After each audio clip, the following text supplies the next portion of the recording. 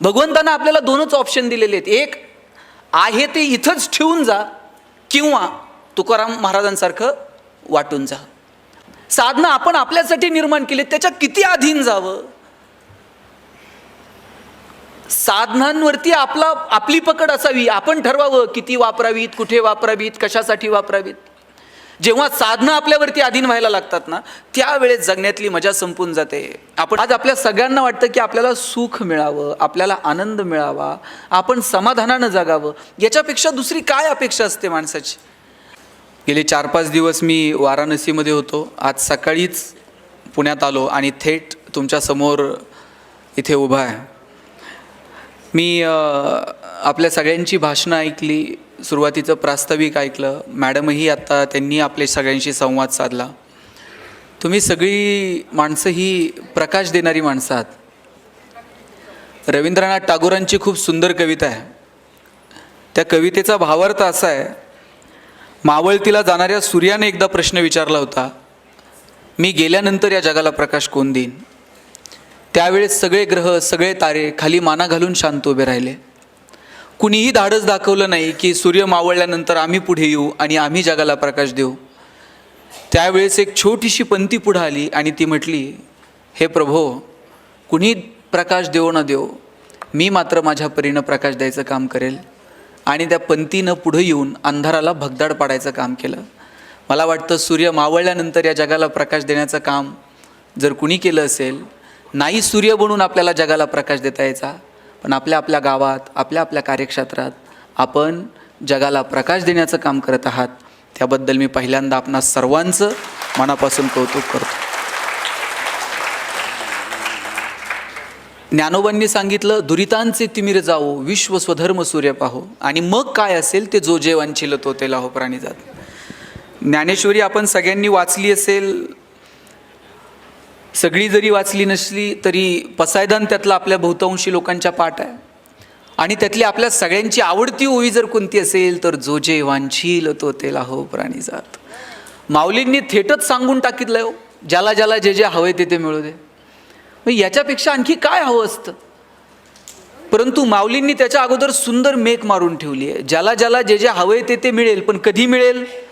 दुरितांचे तिमिर जाओ, विश्व स्वधर्म सूर्य पाहो, आणि मग जो जे वांछील तो ते लाहो प्राणी जात.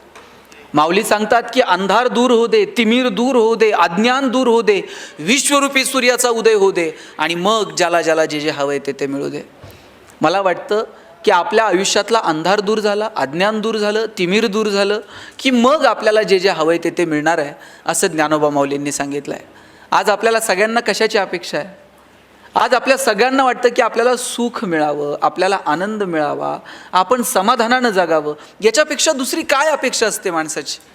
लहानपणी आपण आईसोबत मंदिरात जायचो. आई काय म्हणायची, देवासमोर हात जोडा आणि म्हणा, देव बाप्पा कशात ठेव, सुखात ठेव. आम्ही आमच्या आजोबांसोबत जायचो. आजोबा सांगायचे, देवासमोर हात जोडा आणि म्हणा, देव बाप्पा सुखात ठेव. सुख ह्या शब्दाचा अर्थही नीटसा कळत नव्हता.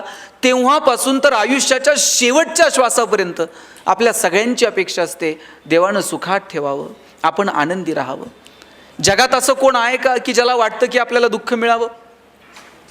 हां, 2-5 लोक असतील की ज्यांनी भगवंताकडे दुःख मागितलं, पण त्यातही सुखाची अपेक्षा होती. कुंती भगवंताला म्हणते, मला प्रचंड दुःख दे, पण तिला ठाऊक आहे की दुःखाच्या काळात कृष्ण धावून येईल आणि मग कृष्णाला पाहण्याचं सुख मिळेल. तुका म्हणे करी फकीराचे परी, रात्रंदिस हरिनाम राहो मुखी. तुकाराम महाराज म्हणतात, भिकाऱ्याचं कर, फकीराचं कर, दारिद्र्य दे, पण तुझं हरिनाम मात्र मुखात राहू दे. एकीकडे दुःख मागितलं, पण कुठे ना कुठे एक सुखाची, एक आनंदाची अपेक्षा प्रत्येकाला असते. आपल्या सगळ्यांना आनंदी राहायचंय, खरंच राहायचंय. मला एक सांगा, आपल्याला आनंदी राहायचंय का आपण आनंदी आहोत हे जगाला दाखवायचंय.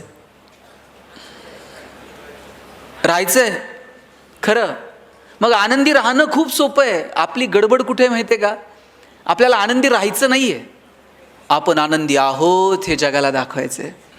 तुम्ही बघा, 10-20 लाख रुपये खर्च करून आपण परदेशात ट्रिपला जातो, तिथं काही बघतच नाही तो माणसं. फोटो काढताय, स्टेटसला ठेवताय, फोटो काढताय, स्टेटसला ठेवताय.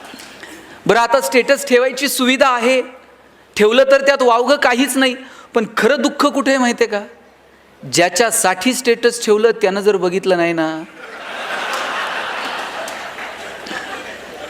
सगळ्या ट्रिपचा खर्च वायाला गेला, ही अशी भावना होते माणसाची. मग अडचण कुठे? आनंदी राहायचं सोपं आहे हो, पण आनंदी आहोत हे जगाला दाखवण्यासाठी जी गडबड चालली आहे ना, तिथे सगळं अवघड आहे.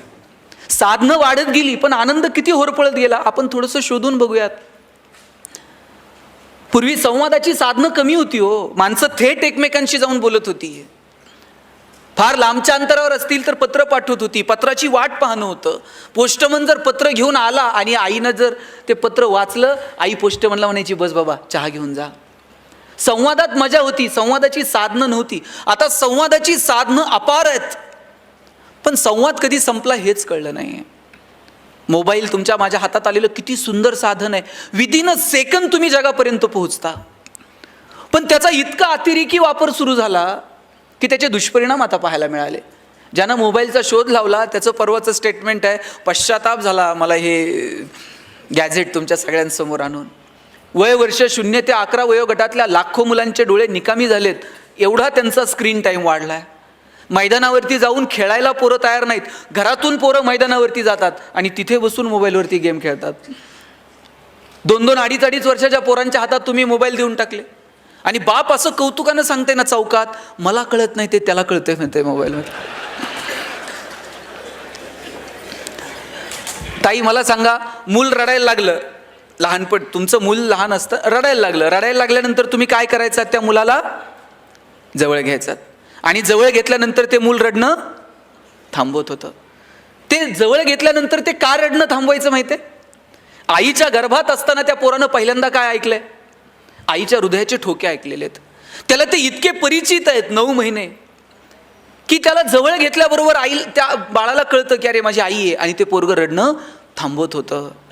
आता मला सांगा, मूल रडायला लागल्यावर आई काय करते? आता हे मी सांगितलं का कुणी सांगितलं?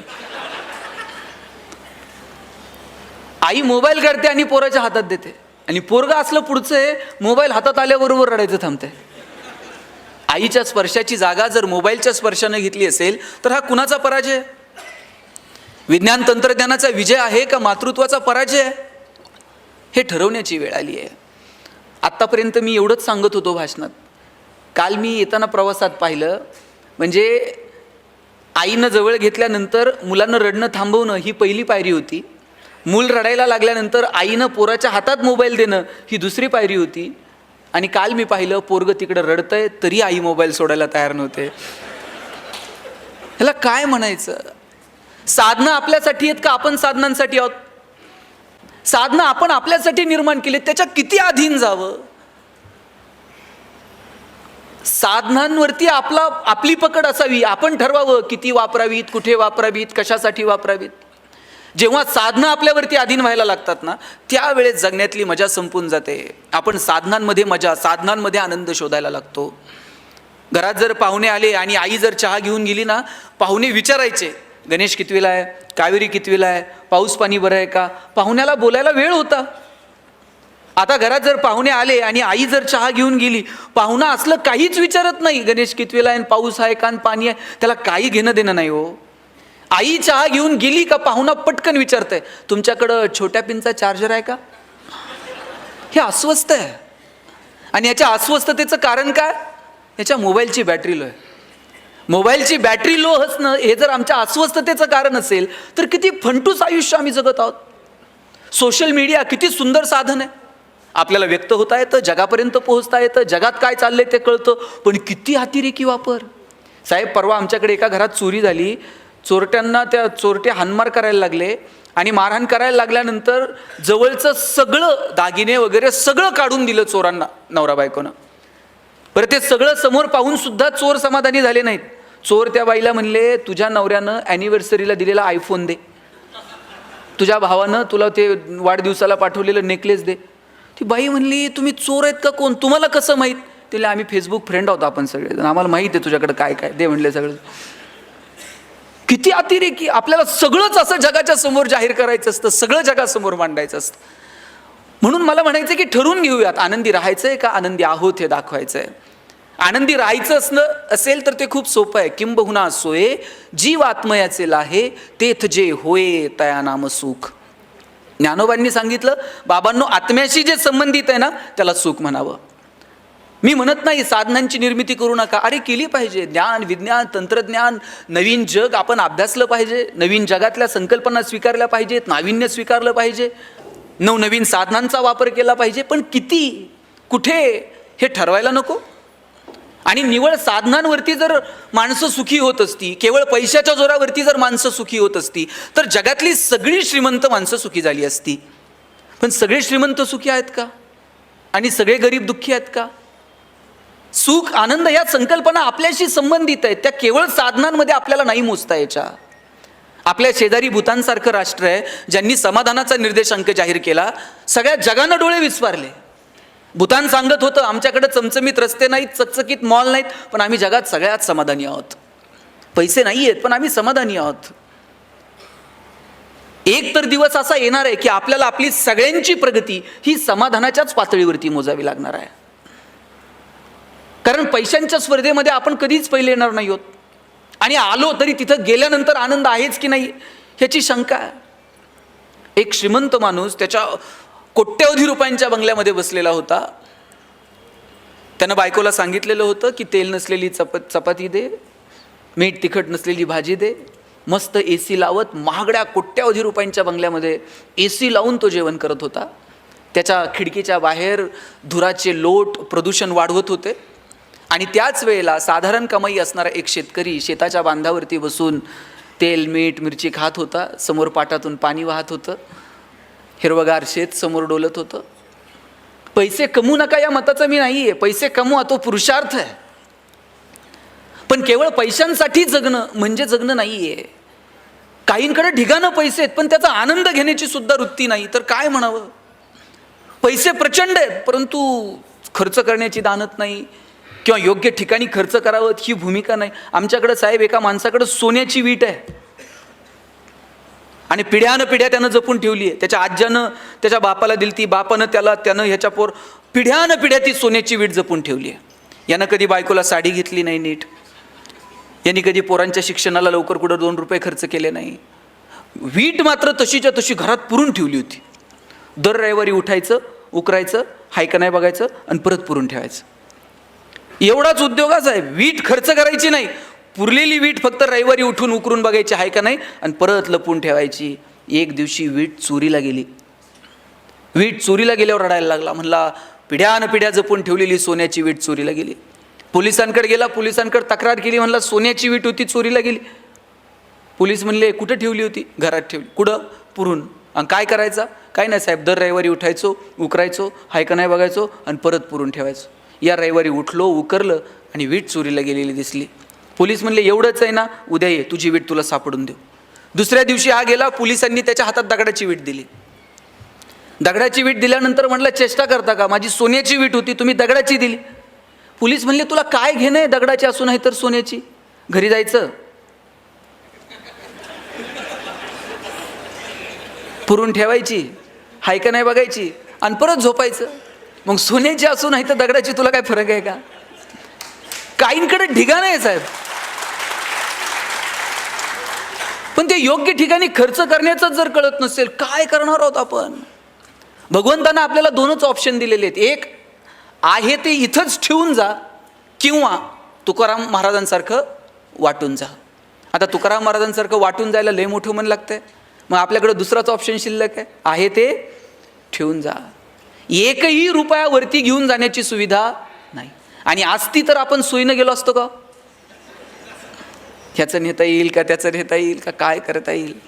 किती सुंदर वागलाय भगवंत आपल्यासोबत. जन्माला आल्यानं मुळात भगवंताचे इथंच आपल्यावरती अनेक उपकार आहेत की त्यांनी आपल्याला माणूस म्हणून जन्माला घातलं. याच्यापेक्षा काय उपकार करावेत देवानं आपल्यावरती? अहो आपण माणसं आहोत, माणसांना व्यक्त होता येतं. मला माझ्या भावना तुमच्यासमोर मांडता येतात, माझ्या भावनांना तुम्हाला प्रतिसाद देता येतो, तुम्हाला रडता येतं, तुम्हाला हसता येतं, तुम्हाला एकमेकाच्या मदतीला धावून जाता येतं. भावना व्यक्त करण्याची संधी भगवंतानं फक्त माणसाला दिली. हो आपण किती नशीबवान आहोत. रोज हायवेवरती 2-4 कुत्री मरून पडलेली असतात. त्या कुत्र्याच्या पिलांना तक्रार करता येते पोलिसात जाऊन, आमच्या बापाची चूक नव्हती, याच्याच गाडीचा ब्रेक लाभला नाही साहेब, याची आमची तक्रार घ्या. धाब्यावरती रोज 10-5 कोंबड्या अशा त्या काठीला आडव्या बांधलेल्या असतात, काठी आडवी बांधलेली असते अशी गाडीला, तिला उलट्या कोंबड्या लटकवलेल्या असतात आणि त्या धाब्यावरती वाहून नेतात. त्यांच्या चोचीतनं फेस बाहेर पडत असतो, त्यांना भावना व्यक्त करता येते, आमचा शेवटचा प्रवास आहे, जरा नीट न्या. जनावरांना व्यक्त होता येत नाही, माणसंच आहोत आपण की आपल्याला व्यक्त होता येतं. मग आपण व्यक्त का होऊ नये? आपण बोललं पाहिजे, आपण संवाद साधला पाहिजे. आणि व्यक्त होण्यासाठी नेहमीच बोलावं लागतं असं नाही, कधी स्पर्शातून, कधी तुमच्या वागण्यातून सुद्धा आपल्याला व्यक्त होता येतं. पण या सगळ्या धावपळीमध्ये आपण व्यक्त होणंच विसरून गेलो आहे. माझी आज विनंती आहे की व्यक्त व्हा. मगाशी आम्ही जेवायला बसलो आणि आपल्याकडनं फोन येत होते की लवकर या. मी साहेबांना म्हटलं की 10च मिनटात टिफिन संपवतो, आज संपवला पाहिजे, नाही संपवला तर परत उद्या टिफिन मिळणार नाही. बायकोनं दिलेला टिफिन चवीनं खाणं हा सुद्धा प्रतिसादच आहे, तिनं सकाळी उठून तुमच्यासाठी केलेल्या टिफिनसाठी. रोज ती तुम्हाला टिफिन घेऊन देते, सकाळी लवकर उठते, टिफिन पाठवते आणि तुम्ही धाब्यावर काहीतरी खातायत आणि तो टिफिन परत नेताय. 1 दिवस, 2 दिवस, 3 दिवस, 4थ्या दिवशी असं करून बघा, तुम्हाला कळेल 5व्या दिवशीचा प्रतिसाद काय ते.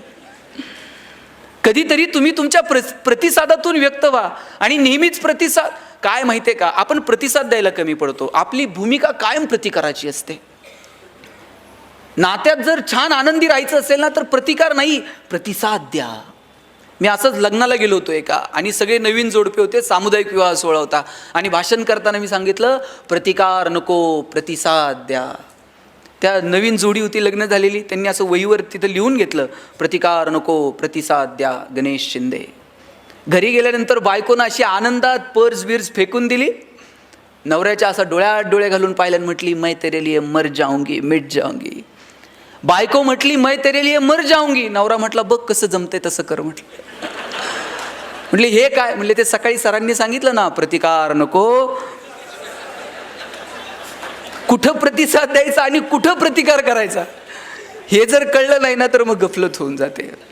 दुर्दैवानं नात्यांमध्ये काय झालंय माहिती आहे का, कुठं प्रतिकार करायचा आणि कुठं प्रतिसाद द्यायचा हे कळलेलं नाही.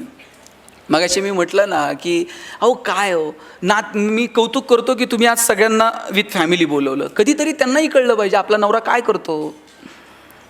त्यांना फक्त इतकेच माहिती आहे की त्यांच्याकडे दिवे लावायचं काम आहे, कोणते कसे काय, वर्षातनं एकदा त्यांनाही कळलं पाहिजे. त्यासाठी तुम्ही विथ फॅमिली त्यांना बोलवलं.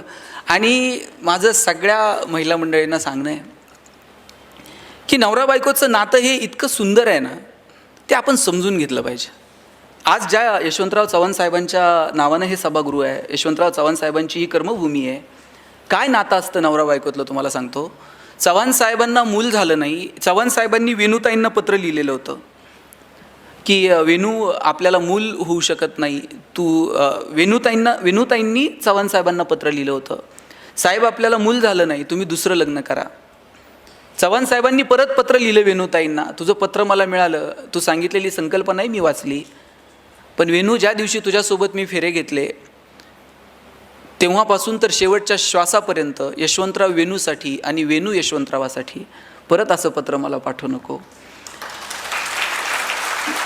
यशवंतराव चव्हाण कितीतरी वेळा वेगवेगळ्या परदेशी दौऱ्यावरती गेले आणि एकदा परदेशी दौऱ्यावरती जाताना वेणूताईंना ते म्हटले, कधीच मी तुझ्यासाठी काही आणलं नाही, कधी दागिने आणले नाही, कधी साडी आणली नाही, पुस्तकं सोडून मी काहीच कधी खरेदी केलं नाही. आता या दौऱ्यावरती मी जाणार आहे, तुझ्यासाठी काय घेऊन येऊ. यशवंतराव चव्हाणांचीच ती पत्नी पुढे आली, हातावर हात ठेवला आणि वेणूताई म्हटल्या, काही नाही, लवकर आणि सुखरूप परत या, याच्यापेक्षा दुसरं काही नको. काय असतं नात्यांमध्ये. आणि नाती जपायला फार पैसे लागतात, आनंदानं राहायला महागडी गिफ्ट द्यावी लागतात, असलं कुणी सांगितलंय. ह्या बायका इतक्या भोळ्या आहेत, त्यांना गिफ्ट काही लागत नाही. मी आज पहाटे 5 वाजता उतरलो आणि थेट इकडे आलो आहे. इथून परत घरी जायला रात्री 11-12 होणार आहेत. 12 वाजता कोणती बायको प्रेमानं दार उघडेल, वा वा वा वा एवढ्यात 12 वाजता आलायत, या स्वागत, असं होतंय का. 100% बायको रागातच दार उघडत असते. ती रागवल्यानंतर आपणही आवाज वाढवायचा असं असतं का. तिनं जर रागात दार उघडलं ना, तुम्हाला म्हणून सांगतो, तुम्ही असं 30 सेकंद फक्त तिच्याकडं राजेश खन्नासारखं बघायचं आणि एक डायलॉग मारायचा, तू ये म्हणून संसार चाललाय, नाही तर माझ्याच्यानं काय खरं आहे का. ती अख्ख्या कॉलनीत सांगते एक नंबर नवरा भेटलाय म्हणते. काय लागतो? देवकांत साहेब तुम्ही प्रयोग करून पहा आज. कौतुक करायला धाडच लागतं गायकवाड साहेब, हे काय सोपं काम नाहीये. मी असंच एका भाषणात म्हटलं बायकोचं कौतुक करा, 4 लोक भांडायला आली माझ्याकडे. मला म्हटले एकतर आमची बायको कार्यक्रमाला होती आणि तुम्ही असलं काय काय सांगत असताय, कौतुक बितुक करा. म्हटलं अडचण काय, तुला कौतुक करायला काय अडचण आहे? म्हटलं मला कौतुक करायला अडचण नाही, तिला ऐकायला येत नाही, त्याचं काय करू? म्हटलं मग दवाखान्यात घेऊन जा. हे संध्याकाळी जाताना दवाखान्यात गेला, डॉक्टरांना म्हटला बायकोला ऐकायला येत नाही. डॉक्टर म्हटले किती अंतरापर्यंत तिला ऐकायला येत नाही ना, हे घरी जाऊन मोजून ये म्हटले. हा घरी गेला, बेल दाबली, पोरानं दार उघडलं. बायको किचनमध्ये होती. किचनमध्ये बायको हा यानं दारातूनच आवाज दिला, अगं भाजी काय केली? तिकडून काहीच प्रतिक्रिया नाही. याला कळलं हॉलच्या दारातून ऐकायला येत नाही. थोडासा हॉलमध्ये पुढे गेला, सोफ्यावरून आवाज दिला, अगं भाजी काय केली? किचनमधून काहीच प्रतिक्रिया नाही. याला कळलं प्रकरण गंभीर आहे, हॉलमधून पण ऐकायला येत नाही. किचनच्या दारातून आवाज दिला, भाजी काय? काहीच प्रतिक्रिया नाही. शेवटी बायकोच्या मागं जाऊन उभा राहिला आणि कानात ओरडला, अगं भाजी काय केली?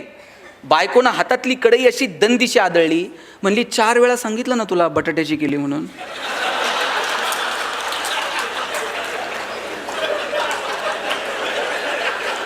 तुम्हाला कळलं का नाही? कुणाला आवडत नाही हो, देवाला सुद्धा कौतुक आवडतं. देवाला सुद्धा त्याचं नाव घेतल्यानंतर छान. आपण तर माणसं आहोत. चांगलं काम करणाऱ्या माणसांचं कौतुक करा. तुमच्या ऑफिसमध्ये तुमचा कर्मचारी चांगलं काम करतोय ना, कधीतरी त्याच्या पाठीवर थाप मारा, अरे वा छान, तू चांगलं काम केलं. एखादा चुकत असेल तर त्याला केबिनमध्ये बोलून एकांतात सांगा की तुझं हे चुकतंय, परत असं होऊ देऊ नको. आपण उलट करतो. आपण 4 चौघात अपमान करतो आणि कौतुक एकांतात करतो. 4 चौघात कौतुक करायचं असतं आणि चुका ह्या कानात सांगायच्या असतात. तुम्ही सुद्धा हे घरी करून बघा. 4 चौघात तुम्ही कौतुक करा तुमच्या मुलांचं आणि मुलं एकांतात असतील तेव्हा त्यांच्या चुका सांगा. आपण पाहुणे आले का मग म्हणतो पोरगं एकदम बावळट आहे हो. कुणाचं आहे मग? का पाहुण्यांच्या समोर जाहिरात करायची? बरं आपण जर म्हटलं ना तुम्ही पोरगं कितीही बावळट असू द्या आणि पाहुणे आल्यानंतर तुम्ही फक्त पाहुण्यांना म्हणायचं आमचा दादा इतका हुशार आहे ना, दादा लगेच पुस्तक घेऊन बसतंय पाहुण्याच्या पुढं. आणि तुम्ही जर म्हणले ना दादा एकदम बावळट आहे, दादा बाहेर जातंय, पाहुण्याच्या बुटात पाणी होतं, लेसला लेस बांधन, ते मूर्खपणा करायची एकही संधी सोडत नाही. तुम्ही 4 चौघात कौतुक करून बघा आणि एकांतामध्ये ज्या चुका झाल्यात ना त्या चुका सांगून बघा. आयुष्य खूप सुंदर आहे. छोट्या छोट्या गोष्टींची मजा घेत आपल्याला पुढे जावं लागेल. मगाशी कुणीतरी सांगितलं आत्महत्या. का आपण आत्महत्या करतो? अहो माणसाचा जन्म मिळणं याच्यापेक्षा आणखी काय सुंदर असू शकतो मला सांगा? फार तर काय होईल, कुणीतरी गरिबीत जन्माला येईल, कुणीतरी श्रीमंत कुटुंबात जन्माला. अरे गरिबीत जन्माला आलो ठीक आहे, कुठं जन्माला यायचं आमच्या हातात नाही, पण आम्ही गरिबीत मरणार नाही हे मात्र स्वतःला दणकून सांगायचं. हां चला आम्ही कष्ट करू, काबाड कष्ट करू, मोठी होऊ, शिकू. किती संधी भगवंतानं तुम्हाला मला दिल्यात. मगाशी कुणीतरी एका व्यापाऱ्याचं उदाहरण सांगितलं की व्यापारात अपयश आलं, सरांनीच सांगितलं. अशा छोट्या छोट्या कारणांसाठी गडबडीत होऊ नये. छोट्या छोट्या गोष्टींसाठी आपण आत्महत्या वगैरे हे तर फार मोठे शब्द झाले हो. अनेक क्षेत्रातल्या लोकांनी आत्महत्या केल्या, इंडस्ट्रीतल्या लोकांनी आत्महत्या केल्या, व्यावसायिकांनी आत्महत्या केल्या, अनेक सामाजिक कार्यकर्त्यांनी आत्महत्या केल्या. मला प्रश्न पडतो की ज्याला जगणं कळालंय ना तो माणूस आत्महत्यांकडे का वळतो? आपल्याला बोलता येतं, चालता येतं, भगवंतानं विचार करण्याची क्षमता आपल्याला दिली, मुळात माणूस म्हणून जन्माला घातलं. आणि लक्षात घ्या किती उपकार आहेत देवाचे आपल्यावरती. जन्माला येण्याची बातमी देव 9 महिने आधी सांगतो. 9 महिने आपल्याला आधी संकेत मिळतात कुणीतरी जन्माला येणार आहे. मृत्यूचे संकेत आपल्याला 9 मिनिट तर आधी मिळतात का? आणि समजा 9 महिने आधी आपल्याला पत्र आलं असतं, हां तुमचं आवरलंय आता उरकून घ्या. पत्र आल्याबरोबर लोक गेली असती साहेब. देवाचे किती उपकार आहेत. जन्माला येण्याचे संकेत तो 9 महिने आधी देतो, पण मृत्यूचे संकेत आपल्याला मिळत नाहीत. आपण सगळेजण जाणार आहोत, पण आपल्याला माहित आहे का आपण कधी जाणार आहोत? नाही. आणि म्हणून तर आपण आनंदात राहू शकतो. एका स्मशानभूमीवरती सुंदर वाक्य लिहिलेलं होतं, मेरी मंजिल बस यही तक थी, मैंने आते आते जिंदगी गुजारली. आपल्याला सगळ्यांना तिथे जाऊन पोहोचायचं आहे. तिथं जाईपर्यंत आनंदानं जगू. तिथं जाईपर्यंतचा प्रवास इतका मस्त असला पाहिजे, जगाला आपलं कौतुक वाटेल की नाही मला माहीत नाही, आपलं आपल्याला कौतुक वाटलं पाहिजे. तुकाराम महाराज निघाले आणि एकाने विचारलं, महाराज तुम्ही निघाले, काय मिळवलं हो तुम्ही आयुष्यात? ग्रंथ लिहिले, अभंग लिहिले, काय मिळालं काय आयुष्यात? तुकाराम महाराज म्हटले, कौतुक वाटे झाली या वेचाचे. जगाचं काय मला माहीत नाही, पण मी जे जगलो ना, माझं मला कौतुक वाटतंय. आपल्याला कौतुक वाटलं पाहिजे की अरे आम्ही मस्त जगलो, नव्हती आमची परिस्थिती पण केलं आमच्या परीनं जेवढं होईल तेवढं. नाही आम्ही धनदांडग्या कुटुंबात जन्माला आलो, पण शिकलो, अधिकारी झालो, आलो समाजामध्ये, पोरंबाळं उभी केली, 4 कुटुंबांना मदत केली, 10 गावं उभी केली. हे आपल्याला कौतुक वाटलं पाहिजे की माणूस म्हणून आपण नेमकं काय जगलो. अहो, शेतकऱ्याचा एखाद्याचा तुम्हाला फोन येतो आणि तुम्ही पटकन तुमचा माणूस तिथं बांधावरती पाठवता, त्याची विजेची तार जोडून देता, त्याच्या बांधावरती लाईट येते, त्याची मोटर चालू होते. ही गोष्ट तुम्हाला छोटी वाटत असेल की तुमच्या वरिष्ठांनी सांगितलंय, फोन आलाय, तुम्ही काम करून आलात. पण 4 दिवस जर लाईट मिळाली नाही, त्याची मोटर जर चालली नाही, तर 4 दिवसात त्याचं होणारं जे नुकसान आहे याची कल्पना तुम्ही करू शकत नाहीत. तुमच्या दृष्टीनं ते छोटं काम आहे, पण त्याच्या दृष्टीनं ती गोष्ट आभाळ एवढी असते. एखाद्या पोराचा पेपर आहे उद्या आणि त्याच्या घरात लाईट नाही आहे आणि तुम्ही जाता आणि विजेची समस्या संपून ती वायर जोडून देतात, लाईट लागते. त्या पोराला विचारा त्या 8-10 तासांची किंमत काय आहे. उद्या पेपर होता पण तुमच्यामुळे तो रात्रभर अभ्यास करू शकला. गोष्ट छोटी आहे, पण त्या समोरच्या व्यक्तीसाठी ती डोंगरा एवढी गोष्ट आहे. या गोष्टींचं कोण तुमचं कौतुक करल नाही मला माहीत नाही, पण तुमचं मात्र तुम्हाला कौतुक वाटलं पाहिजे. रोज मृत्यूशी सामना, रोज फील्डवरती तुम्ही काम करणारी माणसं आहात, रोज विजेच्या तारांशी तुमचं खेळणं आहे, वरती त्या खांबावरती चढणं आहे. ह्या गोष्टीचं तुम्हाला कौतुक वाटलं पाहिजे. आणि विशेष म्हणजे महिलांना माझं सांगणं आहे की तुमच्या नवऱ्याच्या कामाचं तुम्हाला कौतुक वाटलं पाहिजे की अरे आपला नवरा जे काम करतोय हे समाज हिताचं आहे, हे देशाच्या हिताचं आहे, हे एखाद्या गावाच्या हिताचं आहे, एखाद्या कुटुंबाच्या हिताचं आहे. त्याचा अभिमान तुम्हाला वाटला पाहिजे. तुम्ही तुमच्या पोरांना तुमच्या नवऱ्याची गोष्ट सांगितली पाहिजे की राजा तुझ्या बाबांनं हे असं केलं आहे, तुझे वडील हे काम करतात, याचा अभिमान बाळग. आपण हे कधी सांगणार आहोत येणाऱ्या पिढ्यांना सांगता यावं असं कर्तृत्व उभं करणं ही सुद्धा आपली जबाबदारी नाही का? मला वाटतं ती जबाबदारी आपल्याला स्वीकारता आली पाहिजे, त्या जबाबदारीनुसार आपल्याला वागता आलं पाहिजे. छोट्या छोट्या गोष्टी आहेत पण ज्यातून कमालीचा आनंद मिळू शकतो, त्या कमालीचा आनंद देणाऱ्या गोष्टी आपण शोधल्या पाहिजेत. मी सुरुवातीला म्हटलं ना की फक्त साधनांमध्ये आनंद नाही आहे. मला सांगा, खरंच फक्त साधनांमध्ये आनंद आहे का हो? साधनं किती वाढली पण आनंद कुठे होरपळून गेला? मी मगाशी म्हटलं संवादाची साधनं नव्हती, आता साधनं वाढली आहेत, पण आपण बोलतो का? प्रत्येकाच्या हातात मोबाईल आलेत पण आपलं बोलणं सुधारलं आहे का? रस्ते सिमेंटचे झालेत पण आपलं चालणं सुधारलं आहे का? पैशांच्या जोरावर हजारो किलोमीटर दूर असणारे चंद्र, सूर्य, ग्रह, तारे दुर्बिणीच्या साह्यानं जवळ करून पाहिलेत, पण आयुष्यभर शेजारी राहणाऱ्या माणसाबरोबर आपले प्रेमाचे संबंध निर्माण झालेत का? मग निवळ साधनांच्या जोरावरती आनंद निर्माण कसा होईल? साधनं कमवू नका या मताचा नाही, पण निवळ साधनांच्या जोरावरती आनंद मिळत नाही हे मात्र आपण ठरवलं पाहिजे. सुरुवातीला नोकऱ्या लागल्या, साहेब किती पगार होते हो सुरुवातीला? आता हे जे रिटायर झालेली माणसं असतील, किती पगारांनी तुमच्या नोकऱ्या सुरू झाल्या? किती पगार होते? किती? 3,000 रुपये पगार होता. काय हो 3,000 रुपये पगाराने नोकरी सुरू झाली? 3,000 पगारात लगेच 2 BHK फ्लॅट घेतला का? एका खोलीतून संसार सुरू. माझे वडील मुख्याध्यापक म्हणून रिटायर झाले, 15,000 रुपये पगार होता. रिटायरमेंटपर्यंत त्यांची सोसायटी संपली नाही, नंतर पेन्शनमधून त्यांनी सोसायटी भरली. पैसे नव्हते. मला या मागच्या पिढीचा खूप हेवा वाटतो साहेब. आमच्या पिढीला काय करायचं आहे सांगा? आम्हाला एक फ्लॅट घ्यायचा आहे पुण्यात, त्याचेच हप्ते आयुष्यभर फेडायचे. एक गाडी घ्यायची, तिचंच कर्ज फेडत बसायचं आहे. याच्या व्यतिरिक्त आमच्यावर जबाबदारी काय? आमच्यावर विशेष जबाबदाऱ्या नाही आहेत. पण तुमच्या पिढीचं मला कौतुक वाटतं. पगार थोडे होते पण तुम्ही भावांचं शिक्षण केलं, बहिणींची लग्न केली, गावाकडं भावाला पाईपलाईन करून दिली, चुलत्या पुतण्यांची पोरं तुमच्या घरी शिकायला होती. अहो, गावातलं कुणी जर हॉस्पिटलला ॲडमिट असलं तर तुम्ही त्याला घरातून डबा घेऊन जात होतात. हे जे एकोपा होता, हे जे एकत्र असणं होतं, हे जे कुणासाठी तरी काहीतरी करणं होतं, यात काय आनंद आहे? पैसे नव्हते, 3,000 नोकऱ्या सुरू